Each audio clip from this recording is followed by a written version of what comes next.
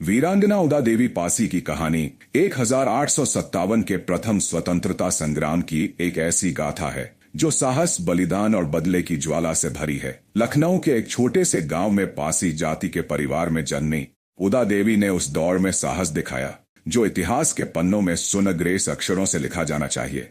उनकी कहानी केवल एक सैनिक की नहीं, बल्कि एक ऐसी नारी की है जिसने अंग्रेजों के सामने घुटने टेकने से इनकार कर दिया और अपने पति की शहादत का बदला लेने के लिए युद्ध के मैदान में कूद पड़ी। 1857 का साल था। भारत में अंग्रेजों के खिलाफ विद्रोह की आग भड़क रही थी। लखनऊ में नवाब वाजिद अली शाह को निर्वासित कर दिया गया था और उनकी बेगम हजरत महल ने विद्रोह की कमान संभाली। उदा देवी, जो बेगम की महिला सैन्य टुकड़ी की एक तेज तर्रार कमांडर थीं, अपने पति मक्का पासी के साथ इस क्रांति का हिस्सा थीं। मक्का नवाब की सेना में सैनिक थे और उदा ने भी उनके साहस से प्रेरित होकर हथियार उठाए थे। लेकिन नियति ने उदा के लिए एक कठोर इम्तिहान रखा था। चिन्हट के पास इस्माइलगंज में अंग्रेजों और विद्रोही सेना के बीच हुए भीषण युद्ध में मक्का पासी शहीद हो गए। यह खबर जब उदा तक पहुंची तो उनका दिल दहल गया, मगर उनकी आंखों में शोक की जगह बदले की आग भड़क उठी। उन्होंने अपने पति के बलिदान की कसम खाई कि वह अंग्रेजों को उनकी क्रूरता का जवाब देंगी। सिकंदर बाग में वह ऐतिहासिक क्षण आया जब उदा देवी ने अपनी वीरता का ऐसा परचम लहराया कि अंग्रेज भी दंग रह गए। सिकंदर बाग में करीब 2000 भारतीय सिपाही शरण लिए हुए थे और अंग्रेजी सेना ने इसे घेर लिया। ब्रिटिश सैनिक जनरल कॉलिन कैंपबेल के नेतृत्व में बेरहमी से हमला कर रहे थे, जिसमें बहुत से लोगों ने अपनी जान गंवाई। तभी उदा ने एक साहसिक योजना बनाई। उदा ने पुरुषों के कपड़े पहने, बंदूक और गोला बारूद लिया और सिकंदर बाग के एक घने पीपल के पेड़ पर चढ़ गईं।